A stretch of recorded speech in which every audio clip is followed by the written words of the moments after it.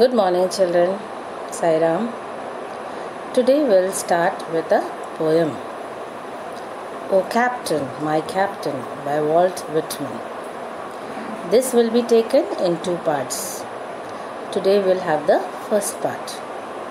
You can see the picture of Walt Whitman and a flag. Which country? Yes, America. So let's start. Before we start with the poem, let us know about the poet. So be ready with pen and paper to make notes. Walt Whitman was an American poet, often called the father of free verse. He is best known for his controversial collection of poems, Leaves of Grass. His other popular works include the novel Franklin Evans, the poetry collection Drum Taps, the political work Democratic Vistas, and so on. The poem was first published in the pamphlet Sequel to Drum Taps that contained 18 poems on the American Civil War. This poem is an extended metaphor about the assassination of the 16th American President Abraham Lincoln. The poem is in the form of a song sung by a sailor whose celebration is rudely ended by the death of his captain. According to the poet, the victory of the Union has been established, but the captain who led America during the years of conflict is dead. O Captain, My Captain is an elegy. This poem is written in the form of an elegy, meaning a funeral song. Whitman used very strong figurative language throughout the poem to express his respect and to mourn the loss of Abraham Lincoln. The expression of mourning and grief marked the center of the poem. Now, what do you mean by figurative language? Figurative language is when words do not mean exactly what they say. The reader has to interpret the words to understand the meaning. So here the poet has used figurative language to create a mental image and associate and go beyond the literal meaning of the words. Here is a picture of Abraham Lincoln, the American president. Slavery system existed in America. When he became president, he pledged that he will stop the slavery system. But there were people who were against it. They thought that it will be against the American Union. So a civil war started from 1861 to 1865. At the end, Lincoln became victorious, but he was assassinated. Walt Whitman was a great admirer of Abraham Lincoln. He writes an elegy on Abraham Lincoln. So let's start with the poem now. This poem has 3 stanzas and each stanza has 8 lines. Let's start with the poem. O Captain, My Captain. O Captain, my Captain, our fearful trip is done. The ship has weathered every rack, the prize we sought is won. The port is near, the bells I hear, the people all exulting, while follow eyes the steady keel, the vessel grim and daring. But O heart, heart, heart, oh, the bleeding drops of red, where on the deck my captain lies, fallen cold and dead. Captain that is referred to in this poem is symbolic for Abraham Lincoln after his assassination. The ship is representative of the US, and the fearful trip symbolizes the troubles that the country faced during the Civil War. O Captain, my Captain. Here, the sailor addresses the captain of the ship. He says, our fearful trip is done. Fearful trip, that is the problem they faced during the Civil War, that is over. The ship has weathered every rack. Weathered means withstood. Rack, a cluster of dark clouds. Here, the sailor says, the ship has weathered every rack. The people of America have tackled all the problems, and the prize which they wanted, they have got. That is, they have become victorious.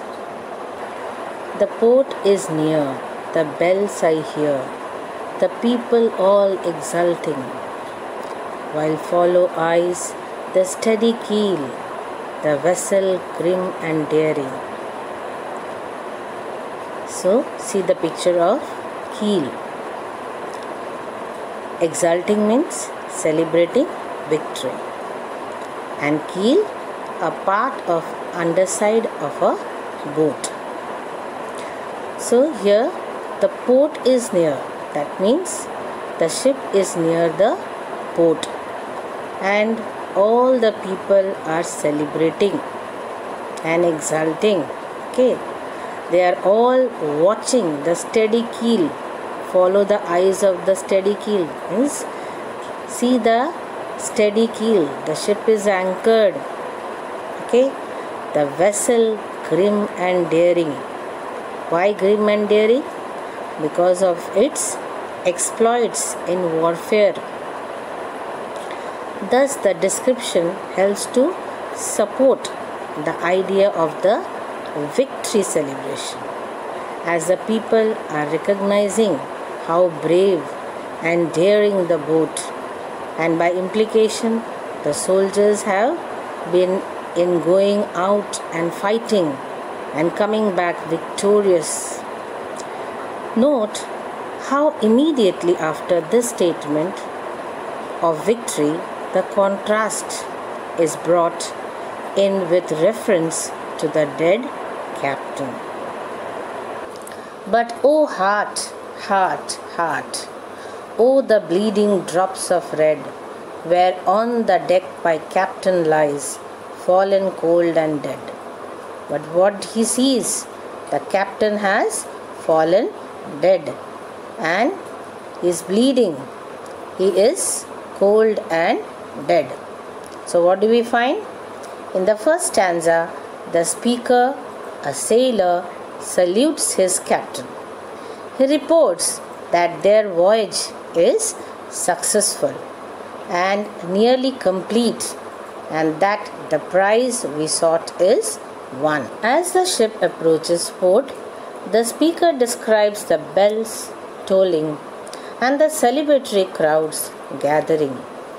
But in a sudden shift, the speaker exclaims that his captain has fallen on the deck cold and dead.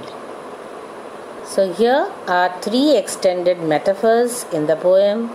The first extended metaphor is captain, used in the first line that runs throughout the poem. Here captain represents Abraham Lincoln, who loses his life in the battle. The second metaphor is voyage, which represents the Civil War.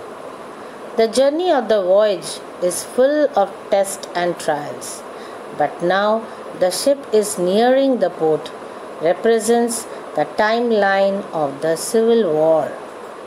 The third metaphor, ship, represents the United States that has undergone the Civil War. So let's see the literary devices. Here the rhyme scheme is AA, BB, C, DED. Done. A, 1, A, exulting, B, daring, B, heart, C, red, D, lies, E, dead, D. What are the rhyming words we have seen in the first stanza? Done, 1, exulting, daring, red, dead. O captain, my captain. This is apostrophe. Here the poet has used an apostrophe to call his dead captain. The phrase, O captain, my captain, expresses love and attachment of the speaker with his captain. Here this is also repetition. Here the word captain is repeated for poetic effect. Our fearful trip is done. This is transferred epithet. Here the troubles which they have encountered is fearful. So the epithet fearful is transferred from people to trip. The ship has weathered every rack. Here it is personification. Here the ship has been given the human quality of weathering or withstanding. While follow eyes the steady keel, the vessel grim and daring. Here antithesis. Why antithesis? Because two opposite words are used in the line. Which are the two opposite words? Follow and steady. This is also synecdoche. Synecdoche means you already know, part for the whole or whole for the part. Here part of the ship, that is keel, is referred instead of the whole ship. But oh heart, heart, heart, it is repetition. Here the word heart is repeated for poetic effect. The poet repeats the word heart because of the speaker's grief at the loss of his captain. So children, today's session we are ending here.